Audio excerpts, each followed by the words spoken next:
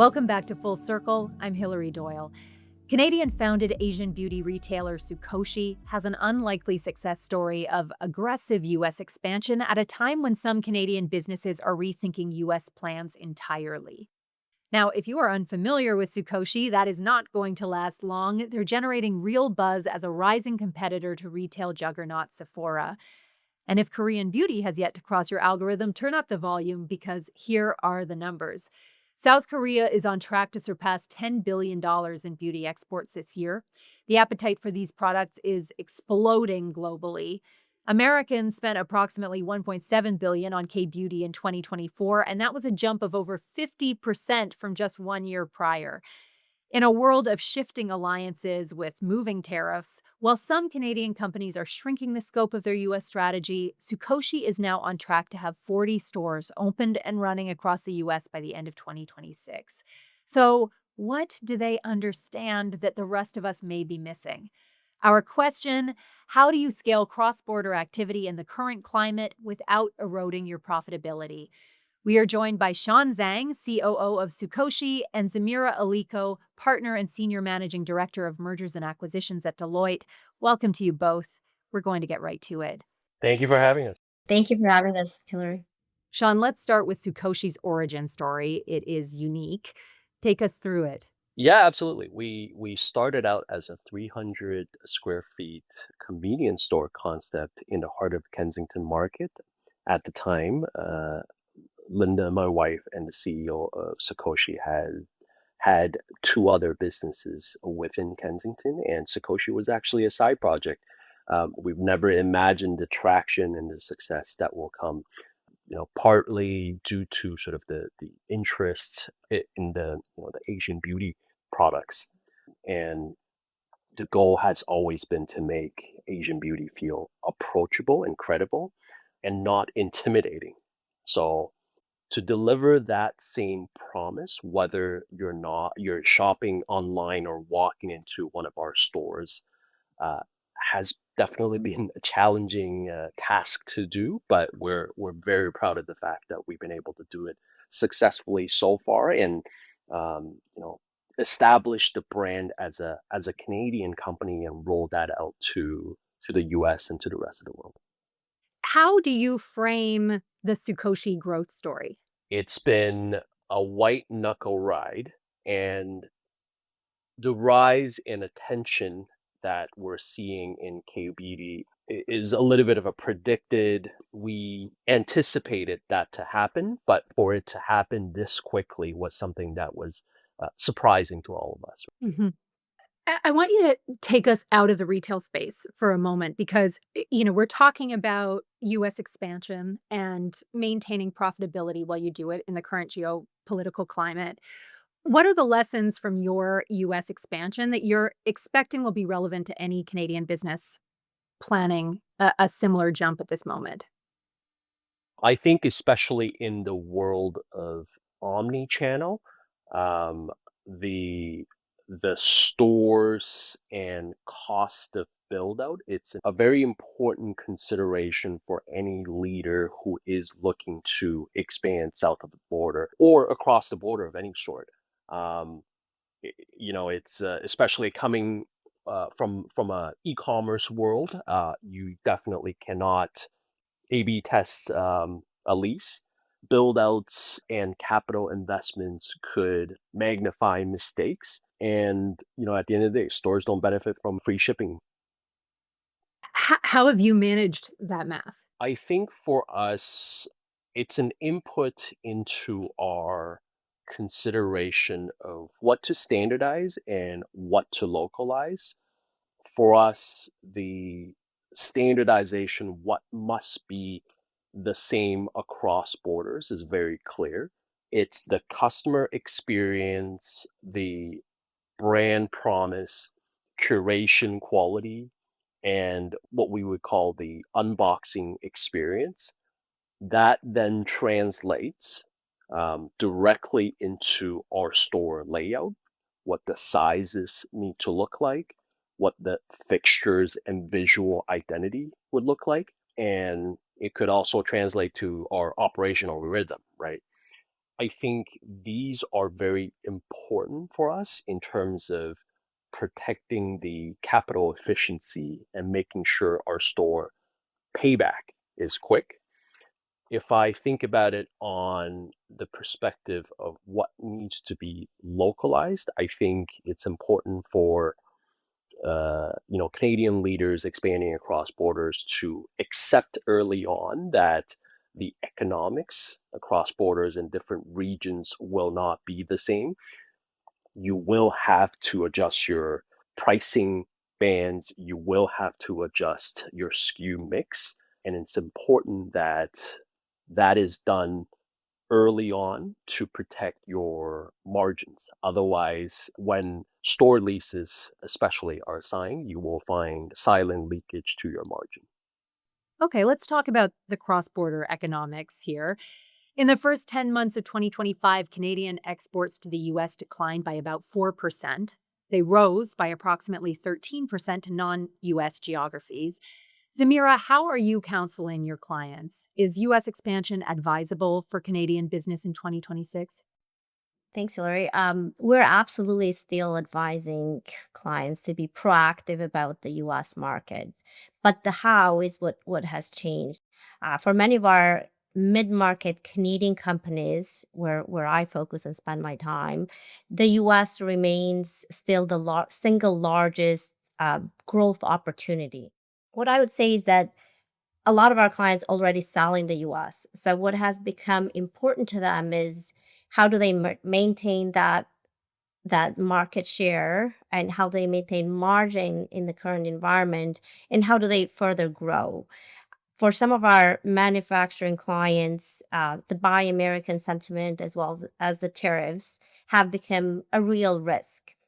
So they have thought of having a physical presence in the US as a way to kind of mitigate that risk. Greenfield expansion has been something they've considered. However, labor availability and labor costs are an issue. Time to ramp up is another issue. So they are turning to M&A as a consideration for growth in the U.S. That has become a preferred entry strategy, I would say, or expansion strategy. An acquisition is giving them, that local labor, the infrastructure. It's giving them established customers and really the fastest route to protecting margins. Zamira, how does that measure against what you're seeing? And so capital is a topic that comes up all the time in discussions when it comes to US growth and expansion in the different forms of capital, if it's, debt or minority equity, or if it's, majority equity or a partnership. So not just the amount of capital, but is our clients are considering do they do it on their own or do they partner with someone? And capital is one of the considerations as they consider partnership, but the other is um, with a partner or with help with an equity investor, sometimes they find that it comes with expertise in market knowledge and also relationships with customers, which can help them with that ramp up period and really speed up that by a few years. I really like the point that Zamira brought up, which is expansion into the US as Canadian businesses is not a matter of whether you will do it. I think it absolutely is a when and how conversation. Even given the instability in trade situation we are currently in, for us, I don't think there was also a point where everything was clear that it was the right time. I think it was a cumulative addition of us getting to a point where we're seeing strong signals that a cross border expansion would be successful, that there's demand for the products and our brand, the concept, and the experience across the border. I think there's a little bit of a buildup in confidence that our store productivity is proven, that the model is proven. And finally, I think the confidence in that the brand is translating across the border to the consumer. So you start this expansion. and are planning for, 40 stores across the US by the end of this year. What have you had to adjust, if anything, in your plan as you've watched these tariffs roll out? Can you walk us through the practicality of this expansion at this moment? I think tariffs themselves, given our situation where we have a third country where a lot of the products are coming from, have been fairly limited in terms of impact. I think what does concern us and what is something we had to manage and keep an eye out very closely is the overall impact on consumer sentiment, on the economy, and the overall prices and inflation of products. What we see really being some of the attributes of companies that are having a success in growing and expanding in the U.S. Is really what Sean said is these companies are building on already strong fundamentals in the Canadian business. They have proven margins. They have a clear competitive advantage. They have a product or a service that really resonates really well with their customer base. Um, and US amplifies their strength. And if they have the difficulties in Canada, then it will amplify too, right? So you have to really solve any issues here in Canada first and then expand in the US. I think secondly, I would say, attributes for those companies that are doing well in the US is they're prepared, they're patient, and they're really disciplined. They are starting small and then planning to scale. So some of the stronger performance, treat the US as a, um, learning. So start small, you learn, and then you apply those lessons to what you localize and what you standardize, with your business. So um, really, for our consumer companies, they pilot with a few locations first, and then they roll out. With our kind of industrial and manufacturing clients, they start with a smaller footprint if it's a sales team or just assembling at the beginning, just to have that as an optionality as a plan B. Yeah, absolutely agree with Zamira on that. I think it was very important for us to figure out the customer experience in a small and controlled environment to make sure that the unit economics works because we definitely do not want to expand if the unit economics does not work. Volume just makes it worse. Zamira, I'm curious whether you're seeing examples across your practice of where tariffs and geopolitics are presenting unexpected opportunities or lift for business that recognizes how to leverage it. There is a couple of areas where we see that, the current environment of tariffs and uncertainty has been an opportunity for our clients. One of it is it really has built resilience for our clients. Like we see our clients really being optimistic about their own business. Um, the recent few years have had a lot of challenges for businesses in Canada. So as they have overcome these challenges, they have built operational resilience, which to them means that they've spent a lot of time on improving their operations, diversifying their customer base, their supplier base, diversifying their, kind of markets and geographies. I'll give you an example. Like one of our clients is a distribution business, and during COVID, they spend a lot of time with their suppliers, like really connecting with them, with their existing ones, getting new suppliers to really diversify their base. And really that helped them get savings and get better opportunities and deals with their suppliers, which translated in better margins and efficiencies. So that is one in our view, like businesses are a lot more resilient due to the challenges that they've had.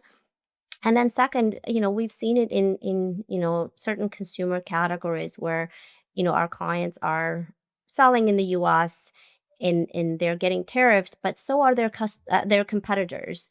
And sometimes their competitors who are bringing products from China or other countries, they're getting tariffed at a higher rate. So we have our clients then have a bit of a competitive advantage. So yeah, those been a couple of examples of opportunities, I would say, in the midst of a challenging environment. That's very helpful context. Sean, I'm curious about how you're thinking through your US strategy right now. Do you consider it in terms of short, medium, or long term? I think that when we are thinking about expansion of physical locations in the US, we are treating it as a long-term commitment. We don't think that stores are just a fulfillment extension. It is actually a very important, if not the leading part of the customer experience journey for us. And I think the key there for us is we're treating it as a capital allocation exercise and not just a growth exercise. It's interesting. But we haven't spoken much about omni-channel. Sukoshi obviously has a very strong following online. You could have continued to be a digital first property. Why haven't you decided to do that? For beauty, especially in Asian beauty and what our mission is, that physical experience is a very important part of the equation. We aim to carry and curate high quality skincare, and what differentiates is not just product access, it's also education and experience as well. Our stores are designed to be discovery driven and a strong emphasis on trust, authenticity, and approachability. So the physical stores are absolutely a very critical component of that. And as we scale, our focus has been growing cross border without compromising on that customer promise or the unit economics to make the model sustainable. Most of our clients that are successful are using both channels to interact with their customers. A lot of our customers are using the online channel as a way to gather data and analyze that data around their consumer to then find the right way to attract the consumer either online or at the store, or to direct their customer to the store to make a purchase. So really, even if some of our customers are not making money in the digital side of the business, they're using that as an investment to support their retail business. So really, most of our customers that are successful are focusing on both channels in really using that online channel to create content, to deliver that content to their customer. Thank you. Before we close, we like to leave listeners with some practical takeaways. So, Sean, what is the most hard won piece of advice you'd like to share with Canadian companies that are looking to expand right now? For me, I think that would be to design when we're looking at multi-year commitments in physical locations. It is important to design for slow mistakes and instead of fast wins. Um, Stores can lock in errors for a much longer period of time than just e-commerce approaches. I think it's important, as Zamira said, to use online demand as a signal. Um, but when we get into the build outs, they are commitments. And it is important to think through that correctly, make sure there's a type playbook in terms of expansion and do it at the right pace. Zamira, what is the one thing that any Canadian company thinking about expanding into the US should do right away?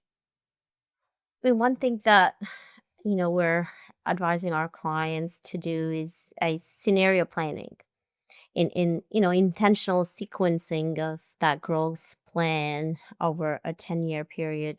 Our advice has been build multiple operating scenarios, tariffs going up, tariffs going down, pressure test those margin assumptions, including, labor, logistics, changing of potential laws for each of the states in the US.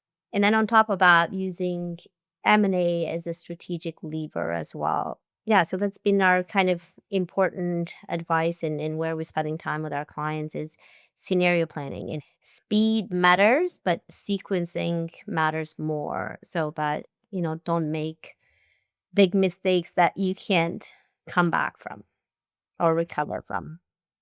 That's that's sage advice. I definitely do think that the more capital intensive a rollout activity is, the tighter your playbook should be. So then, as a final question to you both, is there a go, no go threshold or logic for companies to consider when it comes to expansion in this climate? For us is always margins, do your margins survive in a downside scenario? And the others are, management bandwidth.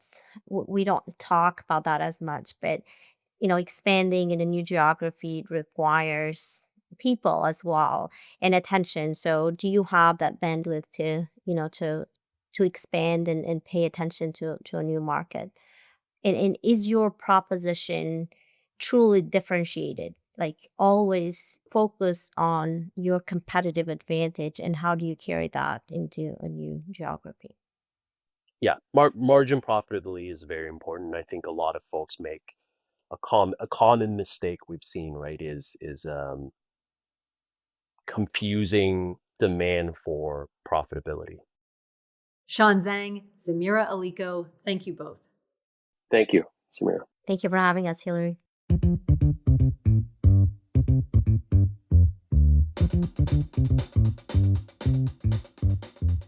Here are the takeaways. The US remains the largest growth opportunity for Canadian business, so find a way to make it work for your margins. You can tune your unit economics in Canada before making the jump. It's a great time to be a Canadian business leader. Just remember that volume is going to amplify any issues, so solve them here first. And US expansion, it's not limited to greenfield builds and limitless bucks. A cross-border M&A strategy is going to grant you fast access to local labor and infrastructure while also delivering a ready customer base. That is a major win. Thanks again to Zamira Aliko and Sean Zhang, and thanks to you for listening. As always, you can send us your questions, your comments, your episode ideas to circleback@deloitte.ca. Please like, download, subscribe, and share this episode. It makes such a difference. And you can check out our previous episodes and seasons wherever you get your podcasts. We'll see you next time.